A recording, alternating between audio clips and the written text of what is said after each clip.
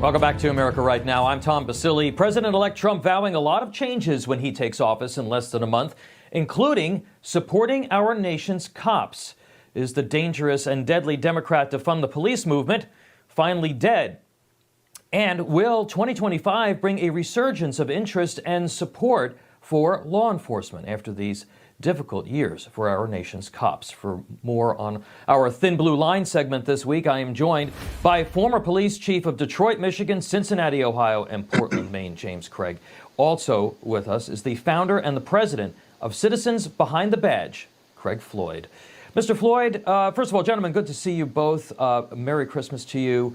Mr. Floyd, I want to start with you because you wrote a very interesting piece on this topic in the Daily Signal. You believe that defund is finally DOA. Tell us why.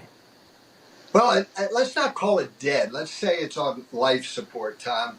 It's been a disaster. It started in 2020. Cities and towns across this country cut hundreds of millions of dollars from their police budgets. Crime was rampant. We hadn't seen violent crime at this rate since the early 1990s. And we lost about 37,000 talented and experienced police officers. That was the damage that was done. So last month, the voters in this nation said enough is enough. We're sick and tired of politicians that are coddling criminals instead of supporting our police.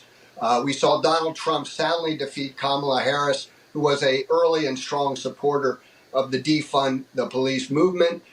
We saw 12 of the 25 George Soros connected soft on crime prosecutors in this country either defeated or recalled last month. And in California, one of the most liberal states in the nation, they passed overwhelmingly Proposition 36, which toughened penalties for drug and theft crimes. This is unheard of in a liberal country, a liberal state like California. And on top of that, a lot of the states and localities that had cut police funding are now restoring funds, thankfully. And the pendulum is starting to swing in the right direction when it comes to police and crime in this country. Chief, I want to get your take on that. The incoming president does have a track record of supporting police. He's very, very vocal about it. What do you think about Craig's point that we are seeing the pendulum swing back, and could that have an impact on recruitment? Well, I got to tell you, and first of all, Tom, thanks for having me on your show. I'm going to go into another direction with this conversation. I agree that President Trump incoming, that's going to certainly make a difference in setting the tone nationally for our support for police officers. But here's the real challenge. Everything starts at the local level. The local level matters. We're talking about local mayors, local police chiefs who are, in most cases, are wed to the mayors. So if that doesn't change, look at what's going on in Chicago. It's appalling. That mayor is clueless. But this defund the movement was doomed for failure right from the beginning. Because first and foremost, the few on the very far left were the ones pushing this ridiculous movement. It didn't work. But what was missed in this whole thing, and the voters spoke out resounding by saying, look, that's not what we want. We want safe cities. And what many of these mayors and police chiefs in some instances have forgotten, the number one priority of the mayor is to do what? Protect his citizens. And that didn't happen.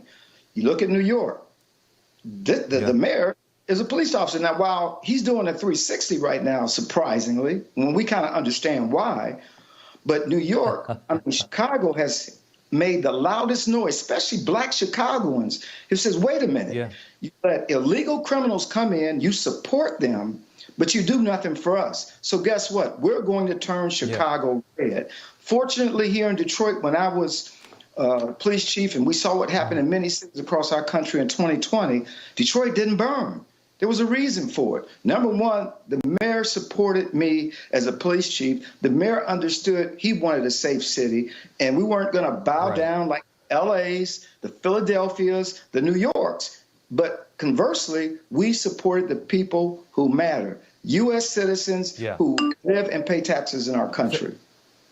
And that's why I want to get to this issue of immigration and talking about the Trump policy, which is going to be at least at a minimum locating and deporting nearly 1 million criminal aliens that are in these cities.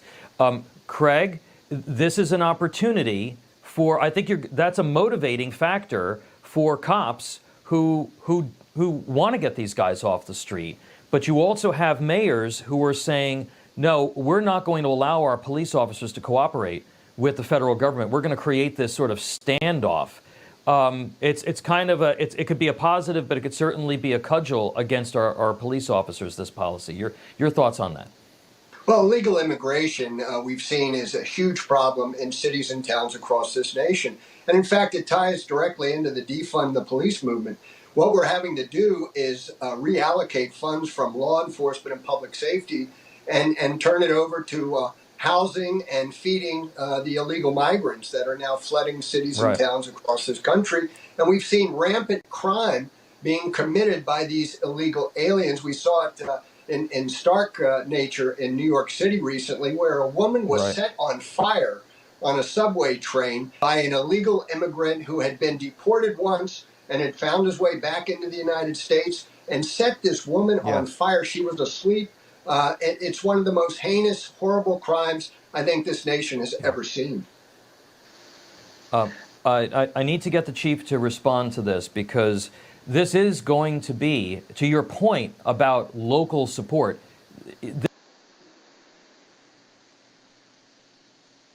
cops should be responding to a federal effort to deport criminal aliens. Absolutely. Let's face it. Again, I said the local level.